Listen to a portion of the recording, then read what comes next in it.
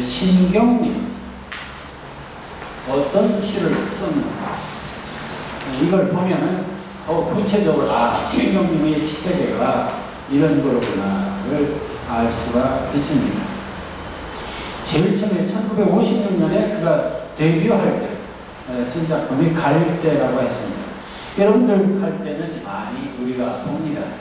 아마 가장 인기 있는 시가 갈대일 겁니다. 그 사람이 민중시인으로 성공한 것은 농부지만 좌파고 우파고 다 좋아하는 시는 갈대입니다. 이게 달라요. 요걸 우리가 잘 보셔야 됩니다. 그러니까 우리가 시를 쓰면서 어떤 시를 써야 될까? 갈대라는 시는 많은 사람들이 다 좋아합니다. 그러나 농부라는 시는 한 번 읽으면 그걸 끝이에요. 더 읽지 않아요. 그러니까 이 민중시의 특징이 바로 그겁니다. 민중시는 한 번 읽어보면 산뜻하고 신선하고 마치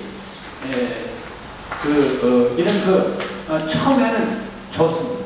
그러나 몇 번 읽기에는 실증이 나요. 그게 인형시의 특징입니다. 너무 그 속에 주장이 강하기 때문에 그렇습니다. 그래서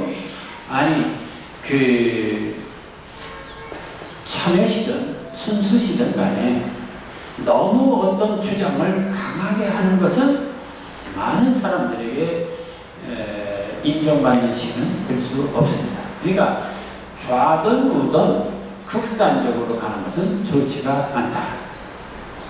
그러니까 이제 그런 것을 초월할 때 많은 사람들이 좋아한다. 자, 그게 바로 갈대입니다. 그래서 적어도 갈대 이 시는 명시 열전에 들어가는 게 갈대입니다. 신경림 시 하면은 갈대는 다 알아도 농부는 그렇게 좋다고는 그렇게 얘기하지 않습니다. 자, 여기서 갈대, 왜 갈대가 좋은지를 볼까요? 갈대. 언제부턴가 갈대는 속으로 조용히 울고 있었다. 그런 어느 밤이었을 것이다. 갈대는 그의 온몸이 흔들리고 있는 것을 알았다. 바람도 달빛도 아닌 것, 갈대는 저를 흔드는 것이 제 조용한 울음인 것을 까맣게 몰랐다.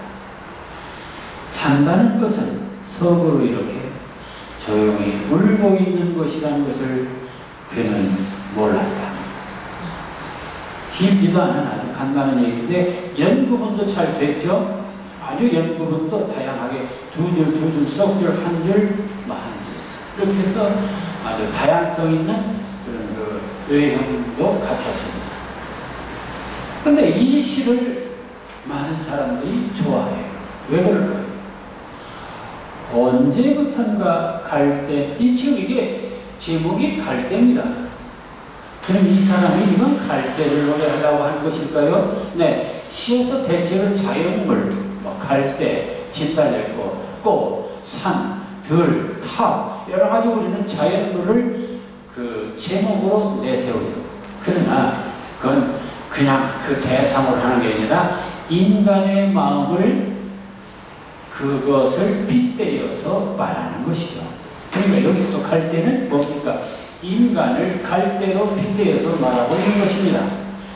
그런지 안 그런지를 좀 볼까요? 언제부턴가 갈대는 속으로 조용히 울고 있었다. 그래서 언제부턴가 라는 말 재밌죠? 그러니까 특정 시간입니다.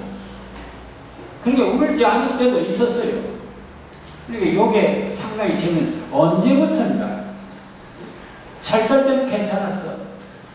근데 그냥 장사다가 망한 뒤부터 갈대는 속으로 조용히 울고 있었다. 그러니까 어떤 계기가 있었다. 언제부턴가 갈대는 속으로 조용히 울고 있었다. 여기서 갈대가 속으로 조용히 울고 있었다 하니까 갈대를 뭘 생각했어요? 의인 마음. 갈대를 사람처럼 생각하고 마치 사람이 울고 있는 것처럼 표현하고 있죠. 그래 의인 수법이에요. 언제부턴가 갈대는 속으로 조용히 울고 있었다. 속으로 보니까 내면적으로 마음속으로 아픈 상처를 느꼈다. 그런 얘기죠. 그리고 인간들은 다 내면에 고민이 있어요. 그런 그 인간과 동일시됩니다. 그런 어느 밤이었을 것이다. 그렇게 속으로 울고 있는 밤인데 갈 때는 그의 온몸이 흔들리고 있는 것을 알았다. 속으로 울고만 있는 줄 알았는데 나중에는 몸이 흔들리기까지 하는 거죠. 자, 여기 재밌습니다. 속으로도 울 뿐만 아니라 겉으로도 이제 흔들리고 있어요. 그러니까 그 울음이 얼마나 강했는지를 알 수 있죠. 내면적인 울음이 외면적인 울음으로 바뀌었습니다. 그러니까 그 울음의 강도가 굉장히 강한 것을 알 수 있습니다. 그런데 이렇게 속으로 겉으로 우는 이유가 도대체 무엇이냐? 바람도 달빛도 아닌 것. 이게 바로 시적인 표현입니다. 그 우는 이유가 바람 때문에 그런 것도 아니고 달빛 때문에 그런 것도 아니다. 그럼 여기서 바람과 달빛이라는 것도 하나의 상징입니다. 그러니까 이것은 외부적인 압력이라든지 그런 것 아닙니까? 바람. 그러나 달빛은 좀 아름다운 자연이라고 할까? 바람은 우리에게 닥쳐오는 그런 어려움이라든지 고통이라든지 환란이라든지 바람. 그런 것이 아닌 것. 갈 때는 저를 흔드는 것이 제 조용한 울음인 것을 까맣게 몰랐다. 몸까지 이렇게 흔들리는 게 나는 외부에서 압력받고 외부의 어떤 이유 때문이 아니라 내면적인 근본적인 문제에서 비롯된 것을 옛날에는 몰랐다. 결국 인간이 울고 흔들리고 고민하는 것은 내 내부에 있다. 진리죠. 이것은 뭐 잘 살고 못 사는 것과 아무 상관없죠. 바로 이념과 관계가 없습니다. 바로 여기에 갈대의 위대한 점이 있습니다. 그러니까 신경림 씨의 시 중에 갈대를 좋아하는 이유는 이 속에 이념이 없습니다. 보편적인 진리가 들어있습니다. 인간은 누구나 다 웁니다. 근데 그 울음이 정치적인 이유나 무슨 환경적인 이유가 아니라 인간은 근본적으로 그런 그 울음을 타고난 불행한 존재다. 그런 얘기예요. 그러니까 근데 이제 그런 얘기를 갈대를 빗대서 갈대가 흔들리는 그 갈대의 모습을 빗대서 얘기하고 있는 것입니다. 그래서 마지막에 산다는 것은 속으로 이렇게 조용히 울고 있는 것이라는 것을 그런 걸 다시 강조하는 것입니다. 여러분들 그 정호성의 시에 수선화에게라는 시가 있습니다. 수선화에게라는 시 속에 처음 귀절 기억하십니까? 수선화에게. 그것도 수선화에 대한 얘기입니다. 그런데 수선화에게 지금 신경님은 갈대에 대한 얘기입니다.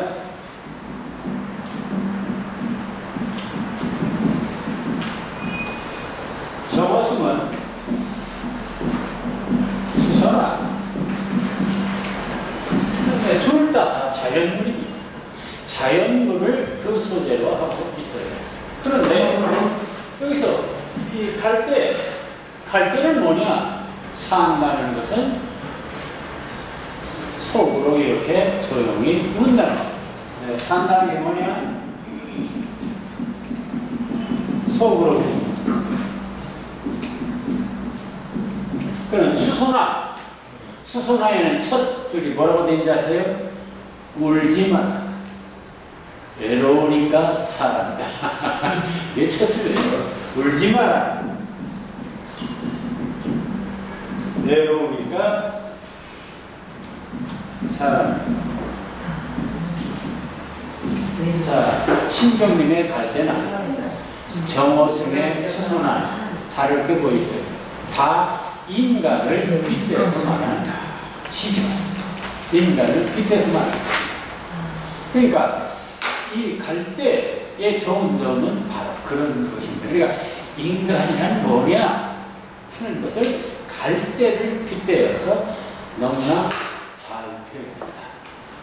그러니까 갈대의 사실 따지고 보면 바람이 부니까 갈대가 맹맹하고 서걱서걱하고 소리 내죠. 그것을 운다고 봤고, 그리고 갈대가 흔들리는 것 이런 것들을 그대로 바람과 달빛 때문이다라고 하는 그런 표현을 했지만 그 이면에는 인간이란 누구나 다 그런 내면적인 고통 때문에 울면서 사는 존재가 인간이다. 인간 다 내면적인 고통이 있다.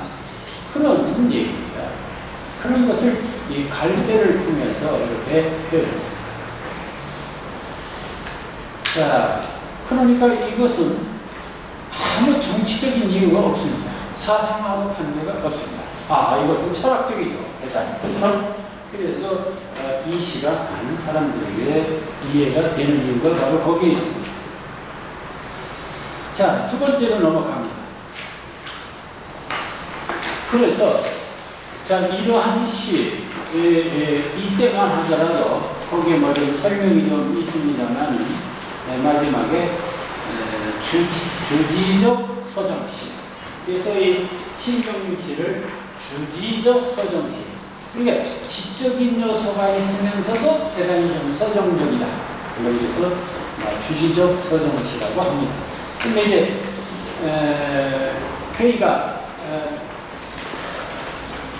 그 시가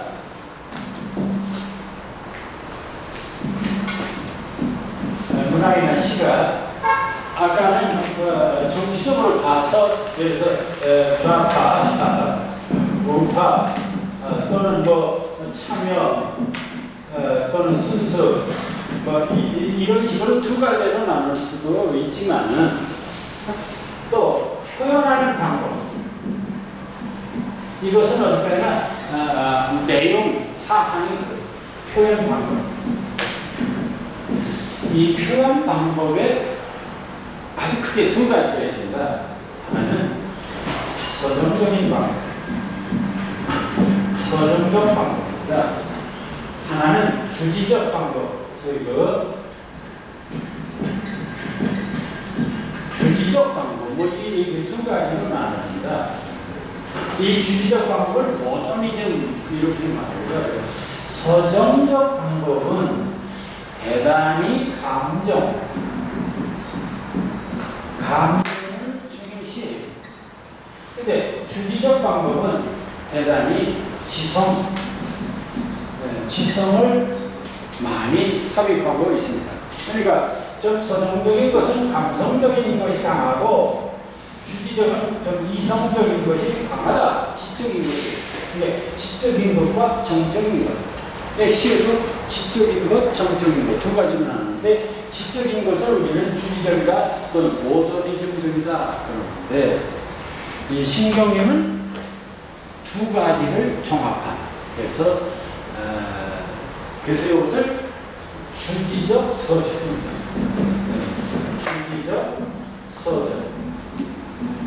주지적 서정 또는 모더니즘적 서정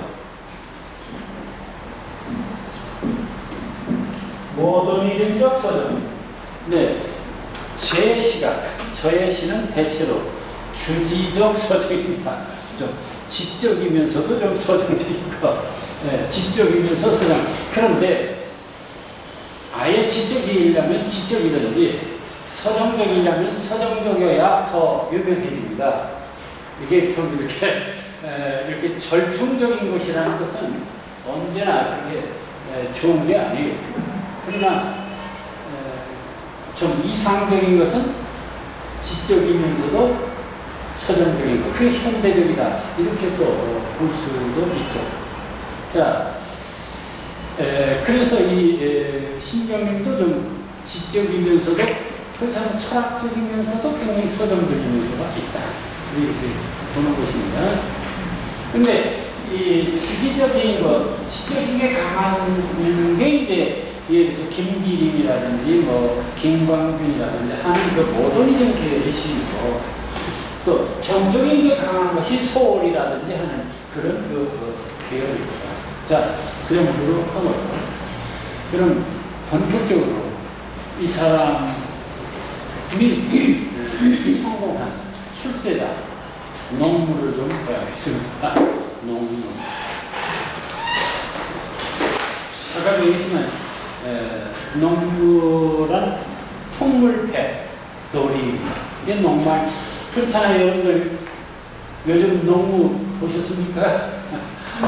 시골서 농사 짓고 모여서 꽹가리 치고 북 치고 춤도 추고 뭐 이렇게 판도 돌리고 뭐 농사 끝나면 뭐 이런 거 풍물패들이 있지 않습니까?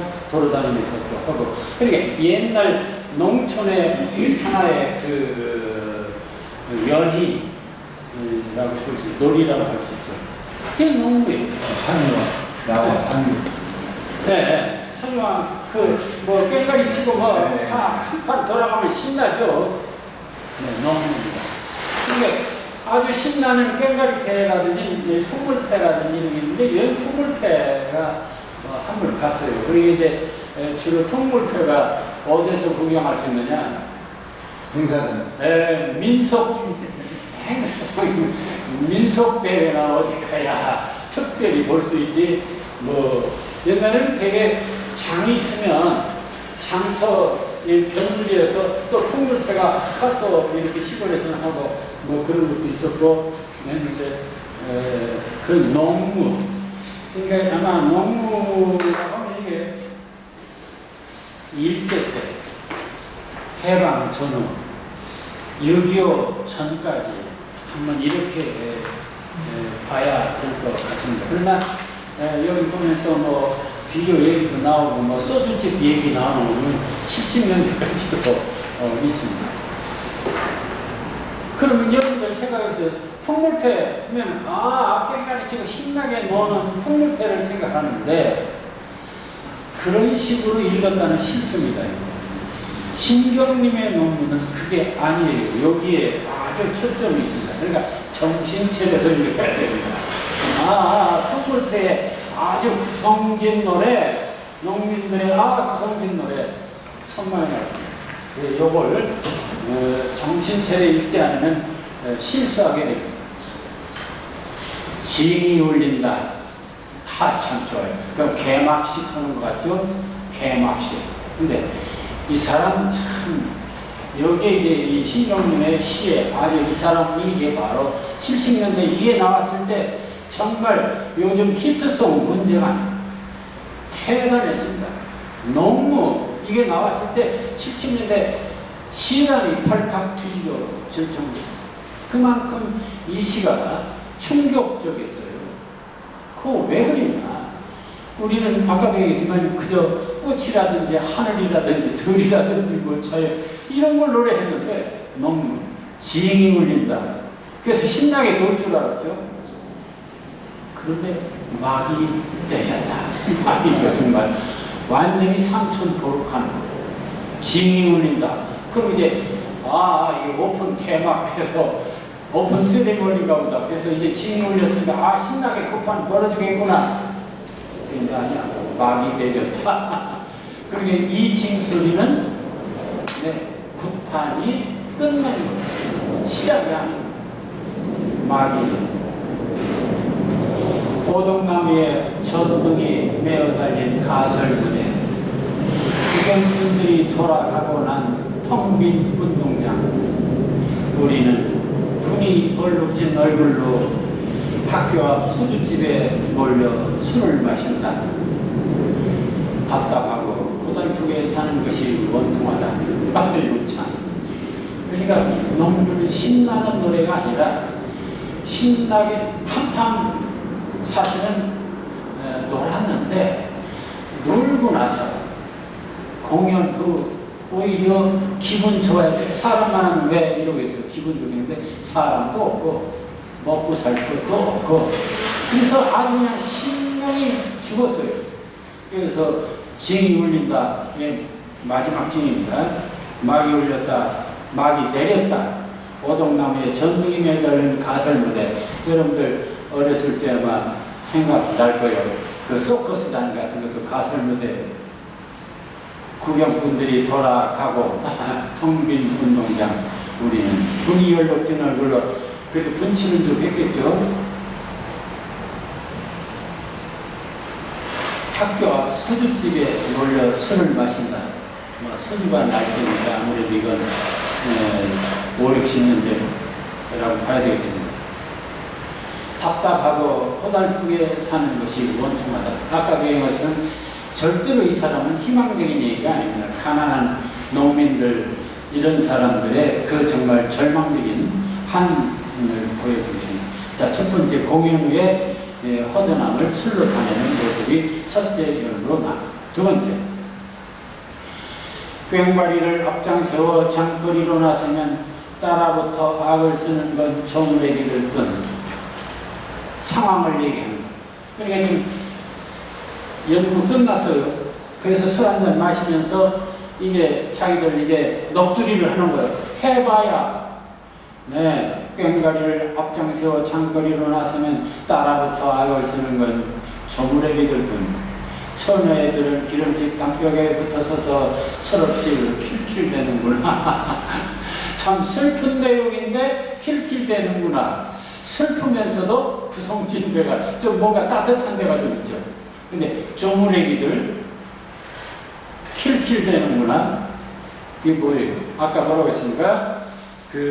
이 사람의 시어는 그런 민중언어, 그러니까 소박하게 농민들이 그냥 얘기하는 그대로 얘기하는 말을 그대로 씁니다. 그러니까 이것은 한물간, 이제는 뭐 풍물패가 한물 갔어요. 아무리 해봐야 봐주는 사람도 없고 박수 쳐주는 사람도 없는 한물간 거예요. 냉담한 반응. 자, 그래서 보름달은 밝아. 어떤 녀석은 꺽정이처럼 울부짖고 또 어떤 녀석은 서림이처럼 해해되지만 이까지 산구석에 처박혀 발버둥친들 무엇하랴. 비료값도 안 나오는 농사 따위야. 아예 옆은 내에게 맡겨두고. 그게 70년대, 80년대 얘기. 물론 지금도 뭐 솔직히 농사져서 농사 지어보니까 죽을 고생하고 지어보다 인건비도 안 나오는데 뭐 현실이기도 합니다만은 더구나 이 70년대 80년대, 그러니까 이 사람의 시는 뭐 대단한 비유라기보다는 그냥 농촌의 피폐한 현실을 그대로 사실대로 하는데 그걸 구성지게 하고 있습니다. 근데 여기서 보름달은 밝아 어떤 녀석은 꺽정이처럼 울부짖고 또 어떤 녀석은 서림이처럼 해해되지만 해서 뭐 꺽정이 서림이가 나왔어요. 임꺽정전을 보면은 나오는 인물들이 꺽정이하고 서림입니다. 임꺽정전. 그럼 이 사람이 좀 의도적으로 걸렸죠.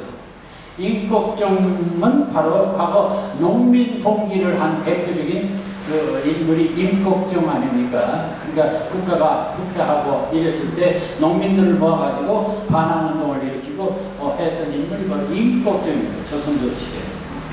그러니까 꺽정이 임꺽정처럼 울부짖고 또 어떤 녀석은 서림인데 서림이도 임꺽정 밑에 있다가 나중에 배신한 놈이 서림입니다. 그러니까 이 꺽정이는 울고 서림이는 배신하고 해야 됩니다. 자, 그건 하나의 그런 예고요. 자, 산구석에 처박혀 발버둥 친들 무엇하랴. 비료값도 안 나오는 농사 따위야. 아예 옆은 내에게 맡겨두고 너무 사실적. 그러니까 농촌 현실, 그 되지게 해봐야 정말 먹고 살기 힘든 농촌 현실을 너무나 잘 드러내고 있습니다.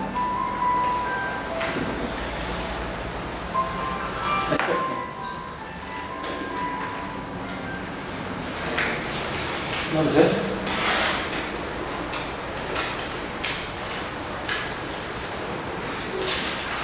네네네.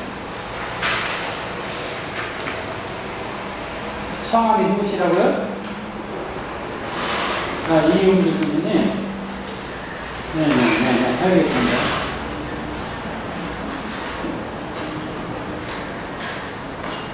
네, 감사합니다. 네네네. 죄송합니다. 아니, 그렇게 되면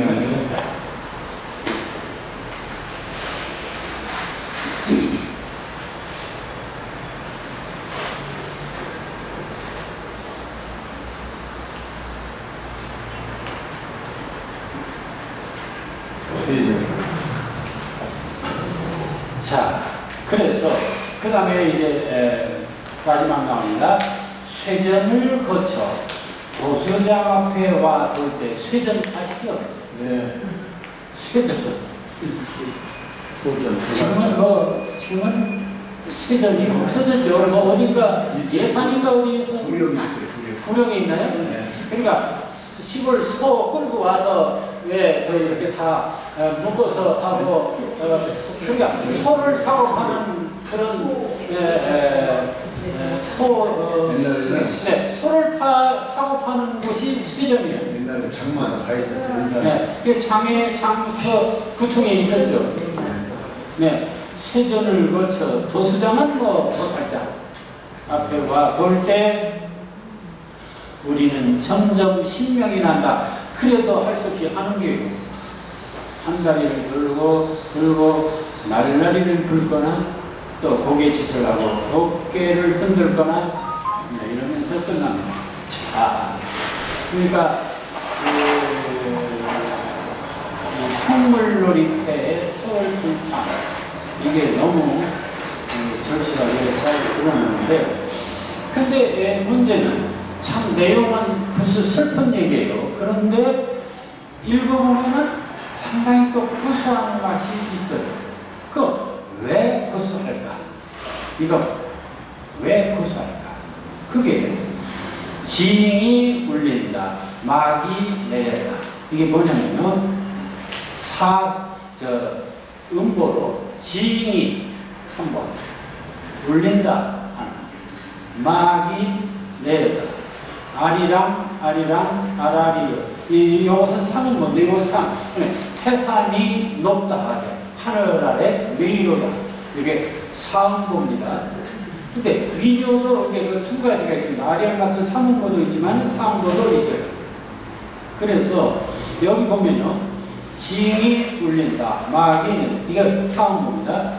오동나무에 전등이 메어 달린 가슴, 이게 상보입니다.